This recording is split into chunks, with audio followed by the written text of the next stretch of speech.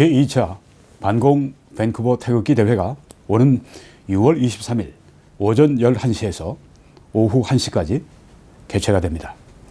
이번에는 시간을 엄수합니다. 밴쿠버에 거주하시는 애국자 여러분, 그리고 해외에서 밴쿠버를 잠시 방문하시는 애국자 여러분, 이번 68주년 6.25를 기념해서 모이는 이 자리에 꼭 참석해 주시기를 부탁드립니다. 우리는 여기에서 모이겠습니다. 버나비시의 센트럴 파크 안에 평화의 사도 코리안 워 메모리얼, 여기에서 모이겠습니다. 6110 바운더리 로드 버나비, 이렇게 내비게이션에 넣으시고 찾아오시면 잘 찾아오실 수가 있습니다. 200대 차를 주차할 수 있고, 또 이번에 버나비시에서 우리 집회를 위해서 주차장을 깨끗이 청소를 또 한다고 합니다.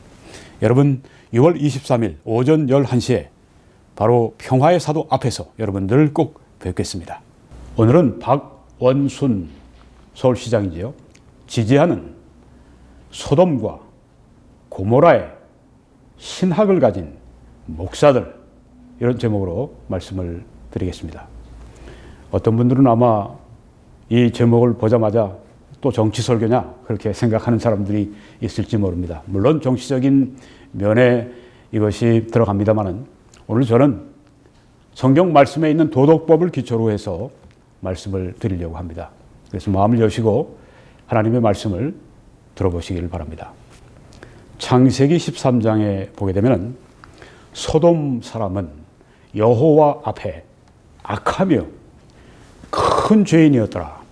죄를 아주 크게 짓고 있는 사람들이 이 소돔 사람이었다고 그렇게 말씀합니다. 이 소돔은 사해 남쪽 부분에 있는 그런 동네입니다. 여러분이 보시는 이 사진은 어떤 화가가 이 소돔 성의 고모라에 하나님께서 불과 유황으로 이렇게 심판을 하실 때 그 광경을 적은 것입니다. 오른쪽 위에 언덕 위에 지금 롯과 두 딸이 도망가고 있고, 저 밑에 보면 작지만 거기 회색빛의 그 롯의 처입니다. 뒤를 돌아보지 말고 그냥 도망가라고 했는데, 자기가 가지고 있던 뭐 집도 뭐 재산도 미련이 있었겠죠. 뒤를 돌아다보고 거기서 소금 기둥이 되는 그런 장면을 여기 지금 보여주고 있습니다. 창세기 18장에 보면 또 소돔 고모라에 대한 말씀이 나옵니다. 여호와께서 또 이르시되 소돔과 고모라에 대한 부르짖음이 크고 그 죄악이 심히 무거우니, 이렇게 말씀을 했습니다. 아니, 성경에 나올 때마다 소돔과 고모라는 큰 죄를 짓는 그런 곳이네요. 네, 소돔과 고모라, 이 소돔의 소돔이라고 하는 그런 이 용어도 나왔습니다. 뭐 오럴 섹스 뭐 그런 그 이야기인데요. 소돔이 소돔과 고모라. 창세기 19장에 보게 되면 소돔과 고모라, 그리고 거기에 나오는 동성애의 죄가 나와 있습니다. 어떤 사람들은 창세기 19장을 읽으면서 거기에 무슨 동성애에 대한 이야기가 나옵니까? 그렇게 말을 하는 사람들이 있습니다. 오늘 성경을 잘 보시면 성경에 확실하게 말씀하고 있다고 하는 걸 아실 겁니다. 창세기 19장 5절에 보게 되면, 자, 이제 그 하나님께서 소돔과 고모라를 이 죄를 보시고 심판하시는데 반드시 죄에는 심판이 따릅니다. 그건 하나님이 살아계시다고 하는 증거고 하나님의 거룩하심이 나타나는 증거입니다. 죄는 반드시 불신자이건 신자이건 하나님 앞에 심판을 받게 됩니다. 죄가 있는 곳에 하나님의 심판이 곧 불언간에 임하게 되는 것입니다. 자, 이제 심판하시기 위해서 천사 둘을 보내셨습니다. 천사 둘이 이 롯이 살고 있는 소돔성 안을 들어갔는데 롯이 성문 위에 앉아 있었습니다. 성문 위에 앉아 있다고 하는 것은 그 도시의 지도자라고 하는 뜻입니다. 거기에서 법관 일을 보고 있었을 것으로 많은 사람들이 생각합니다. 롯이 그렇다고 하는 것입니다. 롯이 이 사람들을 만난 다음에 이 사람은 친절했습니다. 그래서 오늘 밤에 이제 내 집에 와서 그렇게 쉬십시오. 그리고 내일 기운 차리시고 또 여행을 계속하십시오. 이분들이 우린 밖에서 그냥 광장에서 자겠다 그랬는데 이들이 친절한 롯을 따라서 그 집으로 들어갔습니다. 그런데 롯이 그분들을 데리고 들어간 후에 밖에 많은 군중이 모이기 시작했습니다. 남자들이 모였습니다. 그리고 이렇게 말을 합니다. 롯을 부르고 그에게 이르되 오늘 밤에 네게 온 남자들이 어디 있느냐? 이끌어 내라. 우리가 그들을 상관하리라. 그들을 상관하리라. 이것은 NIV라고 하는 영어 성경은 We can have sex with them. 우리가 그들과 성적인 관계를 맺겠다. 그렇게 이야기를 한 것입니다. 남자들을 끌어내라. 여기 이 사람들은 누굽니까? 자, 여기 우리 이 개역 성경에 여러분이 보시게 되면 남자들이라고 번역이 안 되어 있습니다. 사람들이라고 번역이 되어 있습니다. 그러니까 우리 한글 성경만 보게 되면 이게 남자인지 여자인지 그냥 사람들이니까 네, 그렇게 에노시라고 하는 것이 이제 헬라어인데요. 남자들이라고 영어 성경으로는 다 그렇게 번역을 했습니다. 네, 이게 남자로 번역하는 게 옳습니다. 뭐 사람들, 에노시 하면 인류라고 하는 뜻도 있지만은 여기에서는 남자들 번역이 맞기 때문에 영어 성경들이 번역을 그렇게 했습니다. 우리 한글 성경에 여러 가지 부족한 게 참 많다고 하는 것을 인정하지 않을 수가 없습니다. 영어 성경을 보시는 분들은 영어 가지고 꼭 성경을 함께 보셔야 합니다. 창세기 19장 7절에 이르되 청하노니, 딱 이렇게 와서 말을 하니까 롯이 말합니다. 청하노니 내 형제들아, 내 자매들아, 그러지 않았습니다. 내 형제들아. 남자들이 와서 여기 보니까 이 남자들이 어딨냐, 이끌어내라. 우리가 그들을 성적으로 관계를 맺으리라. 이렇게 얘기한 겁니다. 자, 이게 어떤 것입니까? 물론 동성애죠. 동성 관계를 여기 지금 말하고 있는 것입니다. 네. 여기 내 형제들아, 그렇게 이 무리들, 군중을 그렇게 가르쳐서 이야기를 했습니다. 그뿐이 아니죠. 11절에 보게 되면 문 밖의 남자들을 대소를 막론하고, 자, 이렇게 막 하니까 이 롯이 어떻게 했냐면 문을 열고 밖에 나가서 하는 얘기가, 자, 여기 들어온 사람들은 내 손님들이니까 이분들을 해치지 말고 내가 딸 둘이 있으니까 그 딸을 너희들에게 줄 테니까 마음대로 해라. 야, 이런 사람이 또 다 있습니까? 네. 자기 딸을 내보내서 군중들이 마음대로 그냥 범하도록 그렇게 하겠다고 하는 이 아버지 참 정말 문제 있습니다. 네. 자, 그러니까 이제 사람들이 막 밀고 들어옵니다. 그 남자들 관계하겠다고. 그리고 이제 롯을 밀치고 너를 우리 성의 법관 삼았냐? 그러면서 이제 막 자기들 마음대로 이 집 안으로 들어오려고 합니다. 그때 이 두 천사가 손을 뻗어서 롯을 집 안으로 들인 다음에 문을 닫고, 그 다음에 한 일입니다. 문 밖의 남자들을 우리 한글 성경 보면 무리들이라고 이렇게 번역을 했습니다. 그러면 이게 아까 사람들, 무리들, 남자인지 여자인지 구분이 안 됩니다. 근데 이 무리들, 에노시입니다. 에노시. 그러니까 아까 인류라고 번역을 할 수도 있지만, mankind. 또, man이라고 대부분 번역을 합니다. 근데 여기에 이 문맥을 다 보게 되면요, 이 에노시는 남자들이 분명합니다. 아까도 여러분이 보셨습니다. 문 밖의 남자들, 에노시. 그러니까 이 안에 있는 사람도 아까 에노시, 남자들이라고 얘기했고, 여기 문 밖의 남자들도 에노시, 남자들. 네. 동성애인 것이 분명합니다. 동성 성관계를 하겠다고 지금 손님으로 들어온 이 롯의 집에 있는 이 두 사람을 사실상은 천사인데 끌어내려고 지금 하는 것입니다. 그때 이 문 밖의 남자들을 이 천사들이 대소를 막론하고 그 눈을 어둡게 하니 그들이 문을 찾느라고 헤매었더라. 네, 이렇게 지금 상황이 된 것입니다. 창세기 19장에 나오는 말씀은 우리가 이 성경 말씀을 이렇게 분명히 원어를 가지고 우리가 보게 된다고 할 것 같으면, 그리고 문맥을 가지고 보게 된다고 할 것 같으면, 무리들이나 사람들이나 그렇게 막연한 것이 아니라 남자들끼리의 관계를 여기 말하고 있는 동성애를 분명히 말씀하고 있다고 하는 것을 볼 수가 있습니다.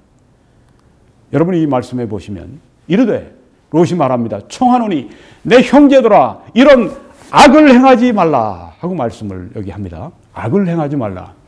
네, 이 성관계, 이것이 악이라고 여기 지금 확실하게 성경에 말씀을 하고 있습니다. 자, 이 동성애 문제 요새 아주 뭐 서구는 말할 것도 없고 우리 한국도 지금 뭐 시끌시끌합니다. 특별히 차별금지법 해서 이 동성애를 차별하지 못하게 한다. 근데 역차별을 하게 만들죠.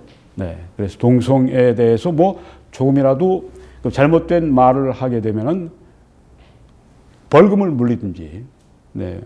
뭐 사회적으로 뭔가 그 어려움을 당하든지 아니면 매장을 당하든지 뭐 그런 그 아주 살벌한 분위기가 서구뿐 아니라 지금 한국도 지금 들어가고 있습니다.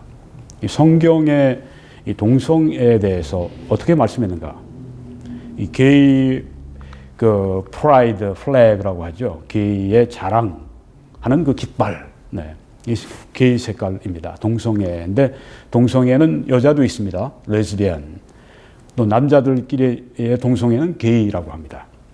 또 양성애가 있습니다. 남자 여자를 남자나 한 여자가 양쪽을 다 상대하는 그 바이섹슈얼 양성애. 또 트랜스젠더 성전환 하는 거 남성이 여성으로 수술해서 바뀌고 반대로 이걸 앞에 LGBT를 이렇게 따라서 LGBT 커뮤니티, LGBT 그 사회다 이렇게 이야기도 합니다. 자, 성경이 하시는 말씀은 무엇입니까? 너는 여자와 동침함 같이 남자와 동침하지 말라. 이는 가증한 일이니라. 이렇게 레위기 18장 22절에 말씀을 했습니다. 동성애를 가증한 일이라고 성경이 말씀했습니다. abomination, 하나님 앞에 아주 정말 혐오하고 미워하는 그런 일이라고 성경에 말씀을 하신 것입니다. 어떤 사람들은 성경을 대단히 미워하죠. 왜? 본인들에 대해서 죄라고 지적하기 때문입니다. 누구든지 여인과 동침하듯이 남자와 동침하면 둘 다 가증한 일을 행함인즉, 남자 둘 다 가증한 일을 행함인즉, 그 당시 그 유대 사회에서는 이렇게 했습니다. 반드시 죽여라. 게이들을 반드시 죽여라. 유대 사회에서 되어졌던 일입니다. 뭐 현재까지 그렇다고 하는 얘기는 아닙니다. 그렇지만 그것이 죄 가증한 일이라고 하는 것은 똑같습니다. 자기의 피가 자기에게로 돌아가리라.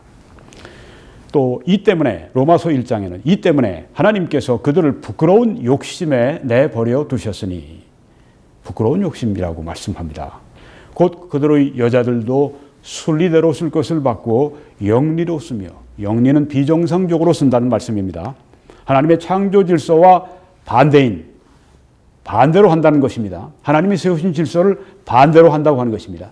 그와 같이 남자들도 순리대로 여자 쓰기를 버리고 서로 남자들이 서로 향하여 음욕이 부릴 듯하며 남자가 남자와 더불어 부끄러운 일을 행하여, 부끄럽다고 했습니다. shameful, 아주 수치로 충만하다, 그런 뜻이 여기 포함되어 있습니다. 그들의 그릇됨에, 잘못됨에 상당한 보응을 그들 자신이 받았느니라. 한 말씀 더 드리면, 불의한 자가 하나님의 나라를 유업으로 받지 못할 줄을 알지 못하느냐? 미혹을 받지 말라. 음행하는 자나 우상 숭배하는 자나 간음하는 자나 탐색하는 자나 남색하는 자나, 여기 남색이 바로 동성애를 말씀하고 있습니다. 불의한 자라고 그렇게 앞에 말씀을 했습니다. 동성애는 성경에 확실히 잘못되어 있고, 또 그것은 그릇되어 있고, 하나님 앞에 가증한 일이고, 그것은 불의한 일이고 죄라고 그렇게 성경이 분명하게 가르치고 있습니다. 제가 지난주에 이런 자료를 한국의 애국 목사님 한 분으로부터 받았습니다. 내용이 좀 작아서 여러분들에게 좀 앞부분을 크게 보여드리면 이런 내용입니다. 서울 지역에 기독교 목회자 1341명이 박원순 서울시장, 이번에 이제 서울시장 다시 재선하기 위해 나왔죠. 그를 지지한다고 하는 선언을 했습니다. 6월 4일 월요일 오후 2시 국회 정론관에서 그렇게 했습니다. 박원순, 그리고 이렇게 얘기했습니다. 박원순 후보를 우리가 지지하는 것은, 그 목회자들이 1341명의 목회자들, 서울 지역의 목회자들이, 개신교 목사들이 그렇게 얘기한 겁니다. 우리가 박원순 후보를 지지하는 것은 우리의 종교인의, 기독교인의 신앙과 역사적인 사명에서 비롯됐다, 이렇게 말을 합니다. 이 모르는 이 보통 일반인들 또 뭐 교회 다니는 분들도 아니 목사님들이 성경을 그렇게 많이 공부했고 성경을 평생 가르치는 목사님들이 1000명도 넘게 1341명이 박원순 서울시장을 바로 기독교인의 신앙으로 역사적인 사명으로 그렇게 지지한다고 얘기하는 거 들으면 박원순 시장은 정말 기독교인들이 그렇게 믿고 따를 수 있고 지지할 수 있고 뽑아줄 수 있는 그런 사람이네. 그렇게 생각하기 십상이죠. 네. 그런데 오늘 여러분들이 한번 잘 이 시간부터 검토해 보시기를 바랍니다. 뭐 박원순 시장뿐 아니라 바로 이 목회자들이라고 하는 사람들이 어떤 사람들인가 하는 것을 오늘 제가 뭐 제 개인적인 견해가 아니라 성경을 가지고 또 논리를 가지고 말씀을 드리려고 합니다. 왜 박원순 씨를 지지하는가? 그 이유는 이제 아까 작은 글자를 제가 이제 그 중에 핵심을 제가 이렇게 뽑아봤습니다. 박원순 씨는 우파가 아니라 좌파입니다. 네, 정치적으로 좌파, 이념적으로 좌파입니다. 이념이라고 하는 것은 다른 것이 아닙니다. 우리 인간의 삶과 문화에 대한 일련의 조직적인 개념입니다. 성경처럼 그렇게 조직적으로 인간에 대해서, 삶에 대해서 그렇게 개념을 정리해 주신 책이 이 세상에 또 어디 있습니까? 아무 데도 없습니다. 성경은 대단히 이념적인 책이라 그렇게 볼 수 있고 그리스도인들은 이 이념으로 가득한, 거룩한 이념으로 가득한 이 책을 믿는 대단히 이념적인 집단이다 그렇게 말을 할 수가 있습니다. 자, 여기에서 이제 박원순 시장을 지지하는 이유로 첫째는 영구적인 평화 정착, 이걸 우리가 위해서 박원순 씨를 지지한다. 여러분, 영구적인 평화가 어디 이 세상에 있습니까? 이게 포장만 잘해놓은 것이죠. 이게 회칠한 무덤이죠. 이스라엘 유대 땅에 가보게 되면은 거기에 돌무덤들이, 석관들이 아주 그냥 질비하게 있습니다. 다 흰색으로 칠해놨어요. 흰색으로 칠했으니까 깨끗하게 보입니다. 그런데 안을 보면 어떻습니까? 다 썩은 것들이 들어가 있습니다. 지금 여기 좌파 박원순 시장을 지지한다고 하는 이 목회자들, 이 겉에 번지르르하게 무슨 뭐 종교적인 신앙과 역사적인 사명을 가지고 우리가 박원순 시장을 지지한다 이렇게 아주 그 칠을 그냥 아주 그렇게 해놨는데 안에 한번 들어가 보면 이렇습니다. 영구적이라고요? 아니 세상에 영구적인 영원한 평화가 언제 있었습니까? 그런 나라가 있었습니까? 말도 안 되는 얘기를 지금 하고 있습니다. 예수 그리스도가 이 땅에서 다스리기 전까지 천국에 가기 전까지 영구적으로 평화는 불가능합니다. 근데 여기 바로 그런 용어를 가지고 사람들을 호도하고 있지 않습니까? 영구적인 평화가 세상에 어디 있습니까? 일시적으로 우리가 평화할 수는 있지요. 말도 안 되는 걸 가지고 지금 여기다가 해서 사람들을 호도하고 있지 않습니까? 논리적으로 이게 말이 됩니까? 영구적인 평화를 했던 나라가 어디 있습니까? 바벨론이 그랬습니까? 그 다음 페르시아에서 무너졌고, 페르시아가 그랬습니까? 그 다음 그리스에서 무너졌고, 그 다음에 그리스가 로마에 의해서 무너지고, 그 다음 계속 무너지고, 지금 미국 같은 최강의 나라도 어느 날인가 무너지게 됩니다. 뭐, 그동안에 얼마나 많이 평화가 깨졌습니까? 9/11 사건 같은 거 구태여 제가 들출 필요가 없습니다. 진주만 폭격 같은 기습 같은 거 제가 할 필요가 없습니다. 영구적인 평화라니요. 소교도 좀 상식에 속한 그런 거로 속이려고 들어야지. 영구적인 평화. 순간인 말입니다. 어떻게 박원순 그 사람에게 영구적인 평화 정착을 맡긴다는 말입니까? 말도 안 되는 얘기를 하고 있어요. 또 남북한이 협력과 상생을 한다. 그렇게 하기 위해서 박원순을 지지한다. 말은 좋죠. 그런데 북한 공산주의자들 핵까지 만들어서 우리를 위협하고 껐떡하면 연평도에다 막 폭격을 가하고 천안함 그냥 잠수함으로 은밀하게 폭침시켜버리고 여러 가지 지금까지 뭐 10만 건 이상을 그렇게 휴전 이후에 도발을 했다고 그러죠. 네. 믿을 수가 없지 않습니까? 우리가 이 북한 공산주의자들의 이전에 우리가 70년 전에 6.25라고 하는 끔찍한 사건을 통해서 경험을 하지 않았습니까? 그럼 그들의 본질이 70년 동안 바뀌고 개선되고 나아졌습니까? 결코 그렇지 않다고 하는 것이 북한에 있는 강제 노동 수용소에 있는 그것을 보면 모르겠습니까? 아니 그 자기 가족을 그렇게 다른 나라 공항에서 사람을 여자를 시켜가지고 그렇게 그 화학 그 무기를 가지고 그렇게 죽여버리고 자기 고모를 이 고사포를 가지고 사람을 쏴서 아주 박살을 내는 그런 본질을 보면서도 이런 얘기를 합니까? 우리 같은 가족들이 있을지라도요. 어떤 가족이 좀 아주 굉장히 아주 난폭한 사람입니다. 칼을 늘 품고대네요. 그리고 언제 피끗하면 그냥 나를 찌를지 모릅니다. 어떻게 협력과 상생을 할 수 있습니까? 조심하고 주의하고 경계하고 나쁜 일이 일어나지 않도록 그렇게 우리가 그렇게 해야 되지 않습니까? 근데 오늘날 어떻습니까? 이 나라의 지도자들이라고 하는 사람들, 문정인 특보, 이 문재인 씨의 아주 브레인, 두뇌 역할을 하는 사람, 또 송영무 국방장관이라고 하는 분, 뭐라고 그러죠? 아, 북한을 믿지 않고야 어떻게 우리가 평화 회담을 논할 수가 있습니까? 믿어야죠, 믿어야죠. 아주 세계적으로 그냥 아주 정말 앵벌이 노릇들을 지금 하고 있습니다. 누구의? 김정은이에요. 김정은 믿으라는 얘기예요. 아니, 당신 믿지 않고 어떻게 됩니까? 아주, 저기, 아시아 지역의 국방장관들 회의 앞에 가서 송영무 장관이 지난번에 아주 뭐 대단한 그 발견을 한 것처럼 여러분들이 믿지 않고 어떻게 우리가 북한과 평화할 수 있습니까? 그 사람들 일단 믿고 들어가야죠. 8번 속였고, 해가지고. 다른 거 속인 거 얼마나 많습니까? 속이는데 천재고.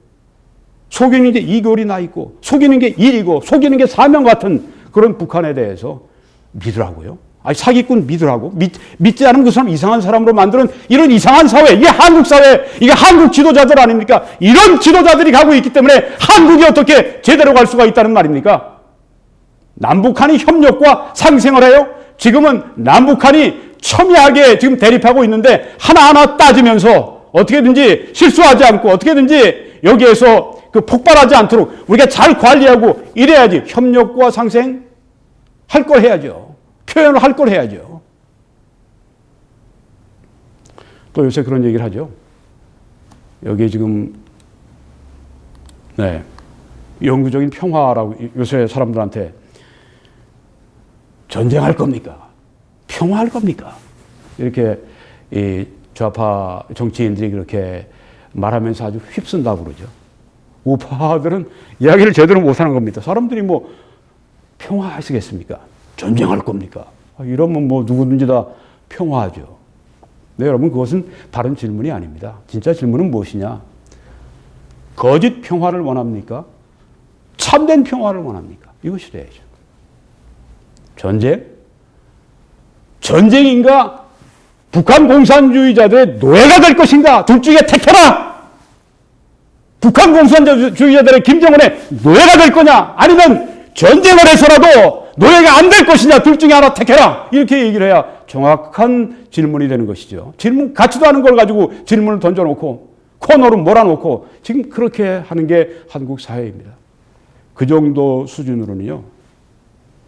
앞으로 가지고 있던 것도 다 깨먹습니다. 두고 보십시오. 그런데 그런 일이 일어나지 않도록 빨리 보수혁명이 일어나야죠. 생명 존중하는 것 때문에 좌파 박원순 씨를 지지한다고 합니다. 생명 존중? 뭐 강아지 존중할 수 있고 뭐 식물, 나무, 뭐 환경 이런 걸 존중할 수 있고 그런 건 좋아요. 네.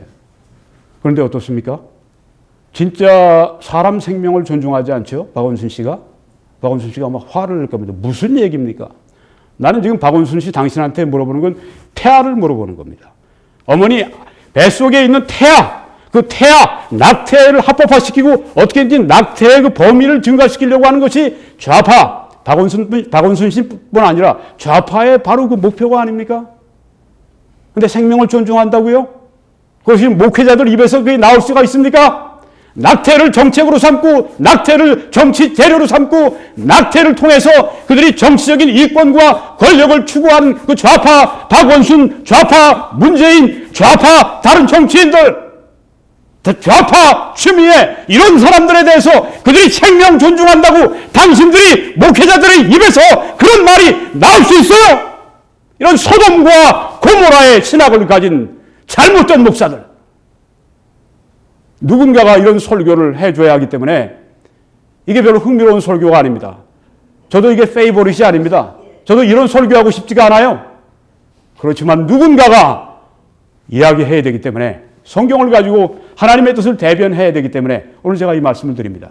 여성에 대한 사회적인 배려라고 얘기를 합니다. 물론 그런 점도 있겠죠. 그렇지만은 여성에 대해서 어떤 정말 관점으로 보는가? 여성이 마음대로 내 안에 있는 태아를 지운다는 표현을 쓰는데 그건 미화한 것이죠. 어머니가 내 자식을, 내 뱃속에 있는 자식을 죽이는 거. 이 좀 너무 리얼해서 죄송합니다. 네, 여러분들이 듣는 분 가운데는 좀 상처가 있는 분들이 있을 텐데. 아주 그냥 이 사실을 그냥 적나라하게 제가 표현하는 것입니다. 그렇게 여자가 선택을 가지고 내 마음대로 내 몸을 주장하니까 내 안에 있는 내가 지금 뵌 자식도 그냥 그 자리에서 이만큼 부르고 내일 모레 태어날 것만 해도 그냥 죽이는 그게 과연 여성에 대한 사회적인 배려입니까? 말도 안 되는 이야기죠. 어머니에게 살인권을 주는 게 태아의 살인권을 주는 것이 그게 여성에 대한 사회적인 배려라고 목회자들이 당신들 입으로 말을 해요. 말도 안 되는 얘기를 지금 하고 있는 것입니다. 좌파 박원순 씨의 실상은 이런 겁니다. 북한의 인권 문제, 인권 탄압에 대해서 아주 입에 자물쇠를 채우고 아무 말 하지 않죠. 사회적인 약자를 돕는다고요. 인권 문제 잠잠하면 이게 박원순의 실상이고 박원순의 가치관입니다. 거짓 평화, 노예화 아까 말씀드렸습니다. 동성애, 동성혼 찬성 이게 좌파 박원순의 실상입니다. 낙태와 생명살해 찬성 이게 좌파 박원순의 실상입니다. 남녀 동등주의 여기에 대해서 조금 이따 제가 말씀드립니다. 이런 것들이 실상입니다. 근데 이런 사람을 추천해서 이런 사람을 우리 종교적인 신앙 때문에 기독교의 신앙 때문에 이런 좌파 박원순을 우리가 시장으로 민다고 말을 당신들이 목사 입에서 이런 말이 나올 수 있습니까? 말도 안 되는 얘기를 지금 하고 있는 것입니다. 이 소돔과 고모라의 신학이라고 제가 이야기를 했습니다. 소돔과 고모라에 무슨 신학이 있습니까? 네. 신학은 하나님에 대한, 신에 대한 그런 정리된 생각인데요. 소돔과 고모라에 있는 사람들, 나름대로 신학이 있는 것입니다. 예를 들면 신학에 보면 죄론이 있습니다. 죄에 대해서 어떻게 우리가 생각하는가? 성경은 무엇을 말씀하는가? 우리는 무엇을 믿는가? 죄론, 죄에 대한 그런 것. 소돔과 고모라의 신학은 사실 좌파 신학입니다. 하나님에 대한 관점을 놓고 우리가 본다면 인권 탄압 이것은 하나님께서 성경에 말씀하신 이 불의, 불공정 이런 것에 대해서 교회가 침묵하고 있다고 하는 것을 보여주는 것이죠. 이게 좌파의 신학입니다. 동성애, 동성혼 찬송. 성경에 제가 얼마나 하나님 말씀이 명료하게 이것을 죄로 말씀하고 반대하는지를 말씀드렸습니다. 그런데 이 소돔과 고모라의 신학, 리버럴의 신학, 좌파의 신학은 동성애, 동성혼을 찬성합니다. 무슨 이름으로? 인권의 이름으로 도덕을 아주 그냥 말살해버립니다. 참 이것을 이런 그 정책을 가진 정치인들, 이런 정치를 하는 이런 이념을 가지고 정치하는 그런 정치 당 혹은 권력 그들에게 세력에게 권력을 안겨주는 것은 돈까지 안겨주는 것인데 권력을 행사하면 돈이 따르니까 이런 것을 목회자들이 뒤에서 해줍니까? 얼마나 부끄러운 일 정도가 아닙니다. 하나님 앞에 가증한 일입니다. 당신들 심판받을 것뿐 아니라 당신들 때문에 나라가 심판을 받는다고 하는 걸 알아야 합니다. 소돔과 고모라의 신학을 가지고 목회하는 그 설교하는 그리고 박원순을 지지하고 그렇게 좌파를 지지하는 그 목사들, 당신들 반드시 하나님 앞에 대가를 치를 겁니다. 그리고 당신들로 말미암아 이 나라의 땅의 백성들이 또한 하나님의 심판을 받을 수밖에 없는 상황 가운데 당신들이 이끌고 있습니다. 낙태, 생명살에 찬송한 이게 소돔 고모라의 좌파의 신학입니다. 태아의 생명권보다 여성의 선택권, 달리 말하면 여성의 살인권을 우선하는 게 좌파의 신학이고 소돔과 고모라의 신학이고 인본주의 신학이고 지옥에서 나온 신학이라고 하는 것입니다. 여러분, 죄가 무언가 제가 잠깐만 죄를 말씀하니까 성경에 5가지로 말씀합니다. 죄는 하나님의 법을 어기는 겁니다. 범법이라고 성경에 나와 있습니다. 제가 성경 구절은 여러분이 읽으시니까 제가 인용하지 않습니다. 하나님의 법을 무시하는 것, 불법. 죄가 바로 그것입니다. 죄는 또 하나님의 기준에 미달하는 것, 하말티아라고 하는 용어를 썼는데 하나님의 기준에 미달한다, 이게 죄입니다. 모든 경건하지 않은 것, 하나님에 대한 것. 모든 불의, 이것은 인간에 대한 것. 그리고 이제 사람 안의 본성도 죄라고 성경이 이렇게 말씀을 합니다. 하나님의 말씀과 반대되는 것, 하나님의 말씀을 무시하는 것, 하나님의 말씀의 기준에 미달하는 것, 이 모든 것이 죄입니다. 그래서 제가 바로 좌파를 여기 지금 이 말씀한, 이게 성경의 말씀과 다 이게 반대가 되는 것들인데 이걸 제가 죄파라고 얘기를 하는 것입니다. 어떤 사람은 죄파라고 그러니까 그냥 막 아주 그냥 흥분해가지고 그러시는 분이 있는데, 예, 여기 보십시오. 성경 말씀과 반대로 가는 이 모든 것들이 좌파의 신학이, 소돔과 고모라의 신학이 바로 죄라고 하는 것입니다. 그래서 죄파라고 제가 부르는 것입니다. 여러분이 좌파는 프랑스의 그 삼부회의가 열렸을 때 1789년 5월 5일에 저 그 먼 곳에 보이는 그 중앙에 사회자, 왕이겠죠. 네, 왼쪽에 앉아있는 사람들이 좌파였습니다. 이 사람들이 19세기, 20세기에 올라가면서, 그러니까 불란서에서 시작이 된 겁니다. 좌파라는 말은. 19, 20세기에 사회주의로, 공산주의로, 무정부주의로 이렇게 타락을 했습니다. 좌파의 사상이요. 그리고 남녀 평등주의, 페미니즘 그렇게 얘기도 합니다.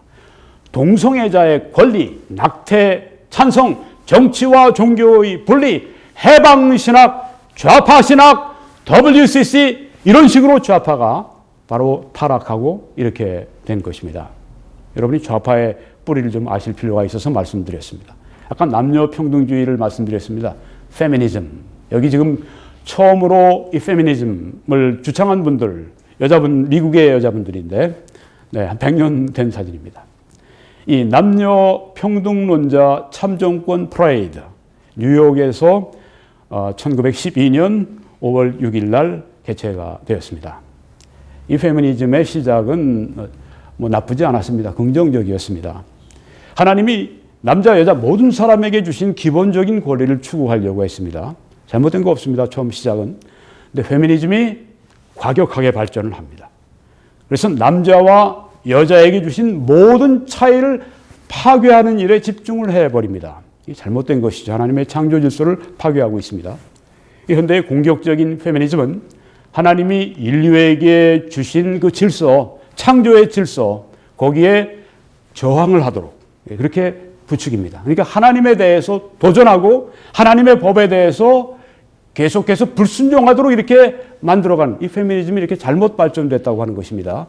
처음엔 괜찮게 시작했는데 공격적인 혹은 급진적인 페미니즘은 하나님의 말씀에 대항해서 인본주의적인 가치를 부과하는 그런 것으로 빠졌습니다. 그래서 남편과 아내의 성경적인 역할을 반대합니다. 왜 부인이 그 남편의 말을 꼭 순종해야 돼? 이렇게 말을 합니다. 당신과 내가 똑같은데, 똑같은 사람인데. 낙태를 찬성합니다. 여성 동성애를 촉진합니다. 이게 페미니즘의 타락이었습니다. 어떤 결과가 왔습니까? 남편과 아내의 관계가 철저히 파괴됐습니다. 그래야므로 말미암아서 이혼율이 급증하고, 그러므로 그 두 부부만 상합니까? 자녀가 더 어떤 면에서는 상합니다. 가족이 파괴가 됩니다. 이걸 누가 원할까요? 물론 사탄이 원합니다. 페미니즘이라고 하는 사상을 타락시켜서 가족을 파괴한 것이 사탄이고 그 배후에 영적 세력이 있기 때문에 영적인 싸움인 것입니다. 제가 이 말씀을 좀 읽어드립니다. 너희는 유대인이나 헬라인이나 종이나 자유인이나 남자나 여자나 다 그리스도 예수 안에서 하나이라고 말씀했습니다. 남자와 여자, 하나님 보시기에 똑같이 귀합니다. 남자가 여자보다 조금 더 귀하고 혹은 남자가 여자보다 조금 덜 귀하고 이게 아니라 다 그리스도 예수 안에서 하나이다. 본질적으로 하나님 앞에서 신분이 똑같습니다. 그런데요, 또 성경에 아내들이여 자기 남편에게 복종하기를 주께 하듯 하라. 이런 기능입니다. 어떻게 가정에서 아내가 행동할 것에 대해서 남편들이 행동할 것에 대해서 말씀할 때 복종을 누가 말씀하셨습니까? 하나님이 말씀을 하셨습니다. 그래서 우리는 하나님께 순종을 하기 위해서 이 말씀을 우리가 순종하는 것입니다. 낙태, abortion. 지난번에 우리 그 미국의 2016년에 그 대선이 있었죠. 그때 트럼프 후보를 대통령으로 뽑는데 1등 공신이 바로 여러분과 저와 같은 복음주의자들입니다. 복음주의자들은 개신교인들인데 그 중에서도 아주 성경적으로 믿으려고 하는 사람들입니다. 개신교도 별별 게 다 있습니다. 뭐 WCC도 있고 뭐 완전히 타락한 개신교, 배교한 개신교 많이 있습니다. 근데 타락하지 않고 하나님 말씀을, 이 성경을 하나님의 말씀으로 정말 믿고 있고, 그리고 성령의 감동을 통해 예수 그리스도를 나의 구주로 영접하고 나는 구원받았습니다. 나는 번어겐 했습니다. 나는 거듭났습니다. 이렇게 고백하는 사람 미국에 한 2천만 명 이상이 됩니다. 그런 복음주의자들이 트럼프 여러 가지로 흠도 있고 또 갑자기 사업가가 대통령이 되겠다고 하니까, 정치인이 되겠다고 하니까 뭔가 좀 부족한 것 같고, 그래도 압도적으로 백인 이 복음주의자들이 81%가 트럼프 후보를 그냥 밀어서 일방적으로 밀었습니다. 저도 그때 아주 열심히 했습니다. 8월부터 제가 8개 제가 메시지를 아주 그냥 앞에 이런 식으로 다 보여드리면서 열심히 제가 그 트럼프 대통령을 우리가 당선시켜야 미국이 제대로 된다.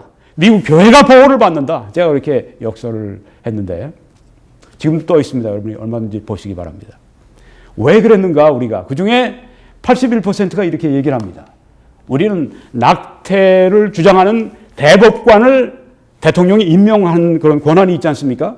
지금 80세가 평균 연령이니까 미국 대법원이 한 사람, 두 사람 이제 죽거나 혹은 뭐 이제 사임하거나 그렇게 되면 그 사람들을 뽑아내는데 2명 내지 4명의 대법관을 뽑는, 그래서 미국의 대법원의 이 결정 판도를 바꿔버리는, 그래서 앞으로 그들이 대법원에 그렇게 뽑히게 되면 30년, 40년, 50년 그렇게 변화되는, 그것 때문에 얼마나 좌파, 얼마나 리버럴들과 이 보수 우파가 얼마나 그냥 충돌을 했는지 모릅니다. 왜? 대통령 한번 뽑게 되면 그 다음에 대법원 그 판사들을 그렇게 뽑아내는데, 대법원 판사 뽑는데 이 트럼프 대통령이 그때 후보가 한 얘기는, 나는 낙태를 찬성하는 대법관을 결코 내가 대통령으로서 대법관으로 임명하지 않겠습니다. 약속을 지켰죠. 지난번에 한번 뽑을 때. 그래서 이것 때문에 우리 미국의 복음주의 그리스도인들이 무조건 뽑자 이렇게 아주 강력하게 밀었던 이유가 여기 있습니다. 그런데 이런 낙태를 찬성하는 그리고 지지하는 정책으로 펼치고, 그래서 박원순이 혹은 문재인이 이런 사람들이 한국의 정계를 휩쓴다고 할 것 같으면 더 많은 낙태가 일어날 수밖에 없는데, 과연 목사들이, 개신교 목회자들이 종교인의 신앙과 가지고 역사적인 사명을 가지고 박원순을 지지해요? 이게 제정신으로 하는 일입니까? 낙태 문제에 대해서 잠깐 말씀을 드리겠습니다. 오늘 그런 목회자들 1341명, 당신들 회개하지 않으면 무서운 하나님의 심판이 당신과 당신 가정에 임할 것입니다. 복음주의자들이 왜 낙태를 반대합니까? 이 세 가지 명제 때문입니다. 살인하는 건 잘못입니다. 죄입니다. 달리 얘기하면. 근데 태아는 사람입니다. 그래서 태아를 살인하는 것, 태아를 죽이는 것은 잘못입니다. 3단 논법입니다. 예수님께서 살인하지 말라 이렇게 말씀하셨죠. 네. 또 태아는 사람입니다. 성경의 이 산모와 관련해서 아이와 함께 이렇게 이런 말이 26차례 사용됐습니다. 태아는 아이, 사람으로 봤다고 하는 것이죠. 태아라는 말이 영어로 fetus, 우리말로 태아, fetus 이런 표현이 한 번도 사용되지 않고 아이. 한 아이로, 한 사람으로 그렇게 인정했습니다. 어머니 뱃속에 있으면 사람으로 인정하지 않아요. 왜? 낙태를 합법적으로 시키기 위해서 이 법을 공부했다는 사람들이 잔꾀를 해놓은 것이 뭐냐면 그 안에 있는 어머니 뱃속에 있는 것은 사람의 포텐셜 가능성이 있는 존재지 사람은 안 돼. 이렇게 얘기를 해버립니다. 그리고 사람을 죽이는데 양심의 가책을 무마시키는 겁니다. 프리섹스를 하니까 마음대로 그냥 난잡하게 그냥 살고 그러니까 임신한 경우가 많잖아요. 근데 그걸 어떻게 해결합니까? 그래서 낙태가 나오는 것입니다. 점점 세상이 좌파 신학, 소돔과 고모라의 신학을 가지게 되면 이 사람들은 하나님이 없다고 주장하는 것도 신학이니까.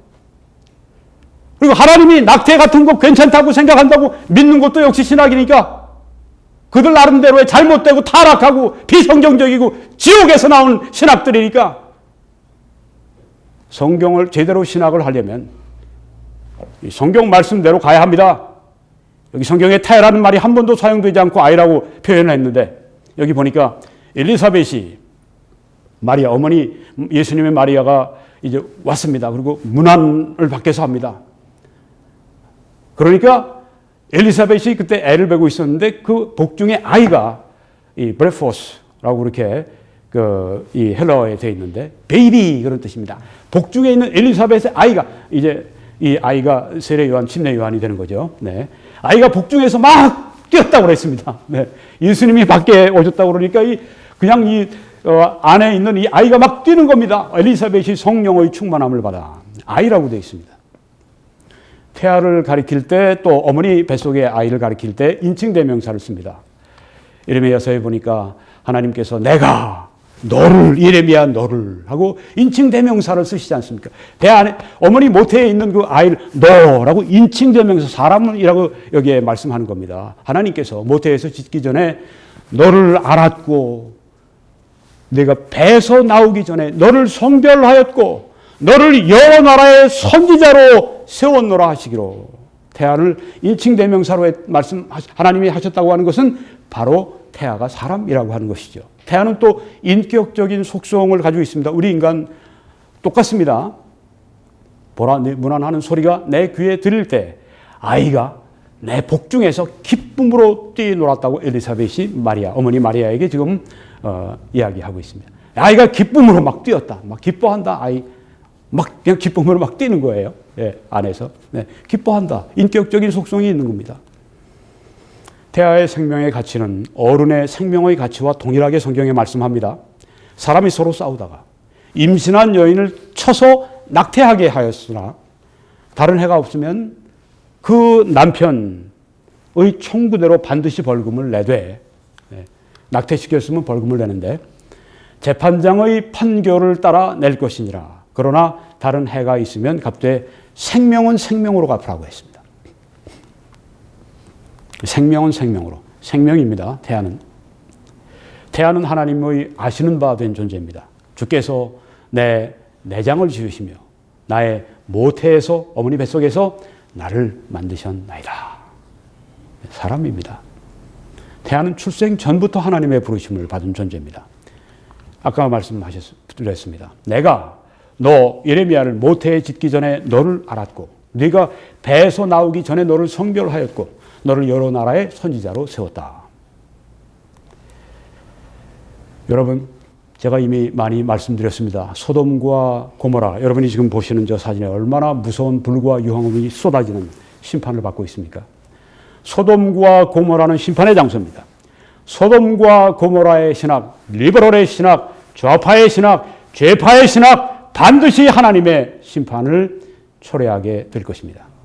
1341명의 그 서울 지역의 그 기독교 목회자들이라고 하는 사람들, 박원순을 종교적인 신앙 때문에 지지한다고 하는 것이 얼마나 이 성경 앞에 서게 될 때 그게 창백해지는지, 얼마나 그것이 거짓되고 위선적이고 저들이 마치 회칠한 무덤 같은지 하는 것을 우리가 알 수가 있습니다. 오늘날 예수님이 만약 그들 앞에 가셨다고 할 것 같으면 이 회칠한 무덤이라고 그렇게 말씀하지 않겠습니까? 제가 모르겠습니다만 아마 예수님께서 이 독사의 자식들아 그렇게 말씀하실지 모르죠. 바로 그런 당신들의 노력 때문에 하나님의 심판이 한국에 쏟아진다고 하는 것을 당신들이 똑똑히 알고 있어야 합니다. 누군가가 성경을 가지고 그런 사람들에 대해서, 목회자들에 대해서, 목사가, 설교자들에 대해서 설교자가 이 일을 해야 한다고 하기 때문에 제가 해야 하기 때문에 이 말씀을 드린 것입니다. 성경에 보면 별별 사람 다 있습니다. 거짓 선지자도 있고 발람같이 미혹을 받아서 그냥 해롱해롱 하다가 그냥 이렇게 죄 짓는 그런 이 선지자도 있고 바울같이 깨어 있으면서 하나님의 영의 인도를 받으면서 하나님의 쓰임받는 그런 주의 종들이 있고 여기에 예레미야나 이사야나 그런 분들이 또 있고요. 목사의 말이라고 함부로 들으시면 안 됩니다. 목사의 말이 성경과 만약에 반대라고 할 것 같으면 여러분 성경을 따라가셔야 됩니다. 여러분이 만약에 운전하시다가 갑자기 내가 신호등을 따라가는데 신호등 가라 그러는데 경찰관이 나타나서 딱 막습니다. 그럼 어떡합니까? 경찰관 따라가야 돼요. 신호등 따라서 왜 나를 막습니까? 하고 가면 당신 잡혀갑니다. 목사 혹은 신학자 혹은 뭐 성경교사 등등 아무리 얘기해도 성경과 반대로 얘기하는데 거기를 따라가면 같이 멸망의 구덩이로 돌아갑니다. 성경을 따라가십시오. 오늘 그래서 여러분에게 제 의견을 말씀드린 게 아니라 성경을 말씀드렸습니다. 이런 메시지들이 우리 가운데 얼마나 성경 말씀 그대로 전하는 메시지가 메신저가 또 얼마나 필요합니까? 하나님께서 일꾼을 불러 일으켜 주시도록 여러분 기도하시기 바랍니다. 여러분 이 메시지를 함께 저와 전해 주십시오. 기도해 주시고 또 주위에 알려주시고 헌금이나 재정적인 후원으로 저를 도우셔서 함께 이 메시지를 전해 주시기를 간곡히 부탁을 드립니다. 페이팔로 해외에서 그리고 또 국내에서 여기 있는 밑에 있는 여러분 정보를 이용해서 저희들 도우시는 것이 바로 함께 이 메시지를 땅끝까지 전하는 일입니다. 이 웹사이트에 들어오셔서 미국과 캐나다에서는 밑에 후원 거기를 클릭하시게 되면 여기 앞에 처음 이제 www.21church.com 하시면 처음 떠오르는 홈페이지입니다. 후원을 클릭하시면 일반 뱅크를 통해서 쉽게 저희들 후원하시고 함께 이 일을 해 주실 수가 있습니다. 여러분이 그렇게 해 주실 때 하나님의 크신 축복이 여러분들과 함께 하시기를 바라고 수많은 열매가 맺히기를 기도합니다. 저는 밴쿠버 필그림 교회에서 오늘처럼 매주일 오후 2시에 설교합니다.